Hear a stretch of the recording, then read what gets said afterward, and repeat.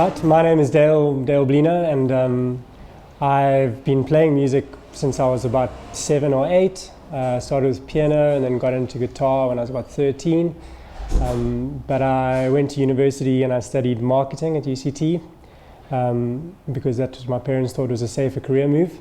And from there I got into marketing for educational institution, Varsity College, and then from there to a book publisher, Strake.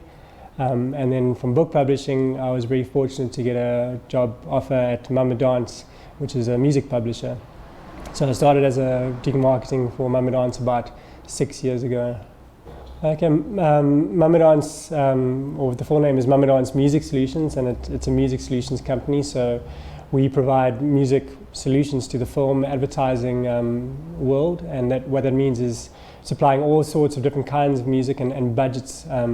Music for different kinds of budgets that'll fit to different productions, corporate videos, documentaries, and we will either publish the music, meaning that we represent composers who have supplied us with music, or we will get composers we work with to create music, or if they want it, we will license and clear commercial music. So the largest side of our business is what they call production music, which is low cost, non-exclusive music. And we have one of the largest South African produced music libraries called the Mama Dance Music Library. And what that is a whole lot of different genres and moods of music that we will supply via hard drives or via our website to clients in the film and advertising industry.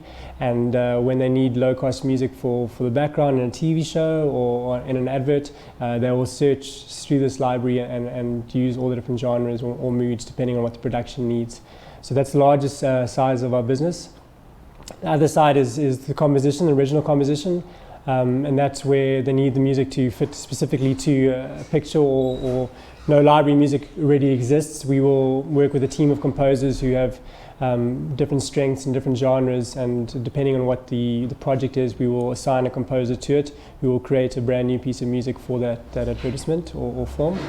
And then the last side of our business is the music supervision side, which involves contacting copyright holders, getting costs, organizing contracts and license agreements to make sure that the music that's used in the advertisement or film is gone through the proper legal procedures.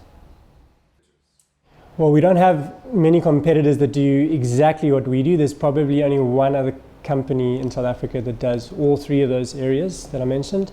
What makes us different is that we have a large selection of African music, which kind of niches us. Is in the worldwide, there's probably only 3 or 4 companies that have music libraries of African music.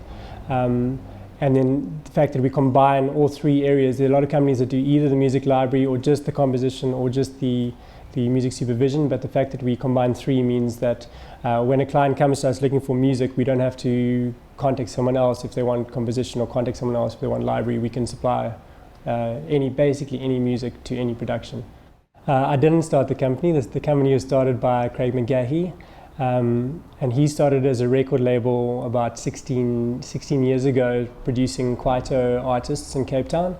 And I believe he got funding from his father along with whatever savings he had, and that was at the capital.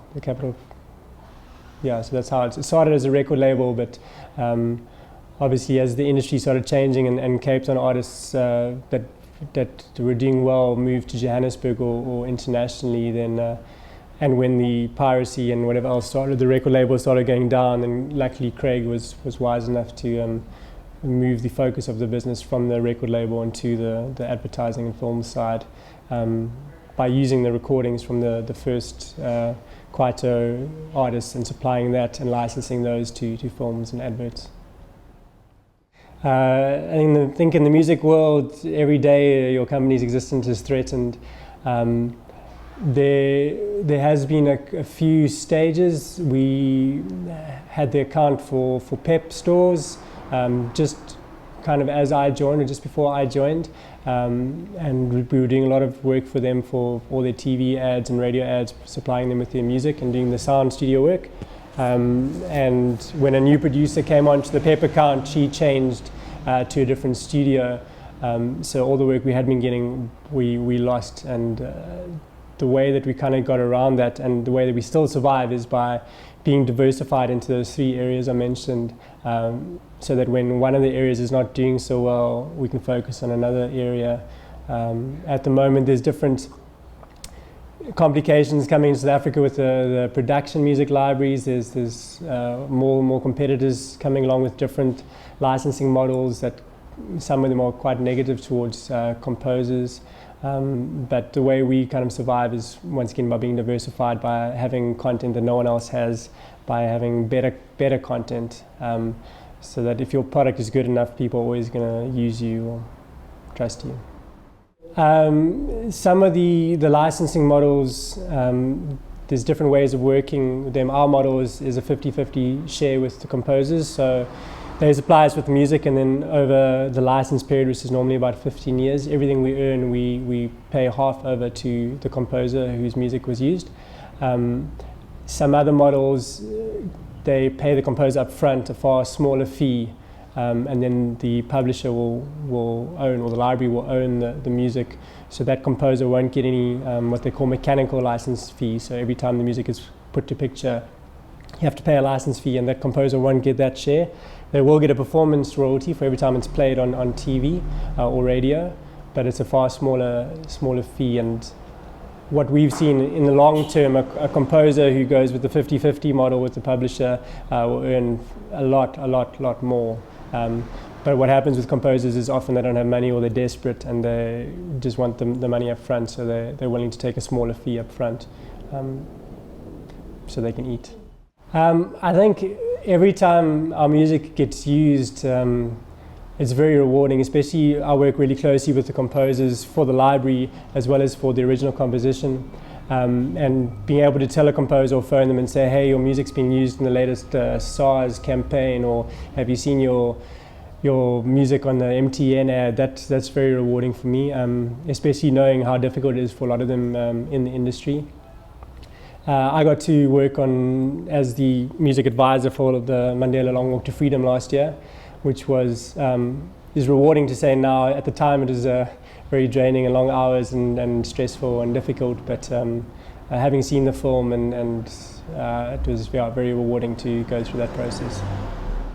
Okay, we met with Flocky Gordon, who was the producer, one of the producers, and we got involved right from the beginning, because it's often with these big films, and that was one of the biggest South African production, they will do the music supervision overseas if they're using international tracks, especially if it's an international company that's filming it.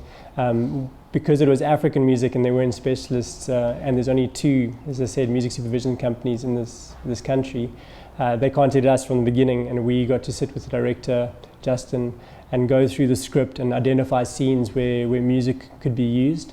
Our particular sort of role was more on the on-camera songs, so finding songs to use for different scenes, struggle songs and hymns, and songs that are specific to the period in our history that would have been played. And then identifying those songs, and then contacting the publishers and making sure we could use the songs, or investigating whether they're in the public domain, so does someone own them, or has the copyright expired so that anyone can use them. So that was our main role, is kind of choosing the songs and then making sure they could be used, and then organizing the contracts to use them.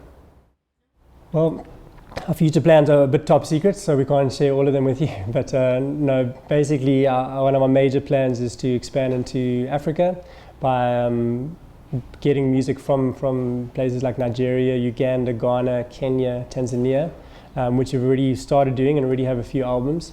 But to be able to supply those countries with music, and to get music from those countries for South African and international productions is a big sort of part of our business that we want to focus on, as well as just growing the other areas, doing more composition work and doing more supervision work. I think you have to have a thick skin, and you maybe have to be quite, I would say probably the biggest thing is you need to be quite flexible. Maybe the idea you have of what you want to do or how you want to succeed in the music industry is one thing, but when you start working there, you realize you have to be quite adaptable, and you have to change with the tide, basically, as most entrepreneurs would have to do in South Africa now with the changes in exchange rates and whatever. If something's not working, you need to be able to switch to something that is working quite easily. So diversifying, and if you're a live performer, to be also a session musician, and also learn how to produce, and also learn how to write, and also a major part of this industry is connections and contacts. So making the right connections, working with people that you like on a regular basis. That is probably the biggest secret, is being flexible and making as many contacts as you can.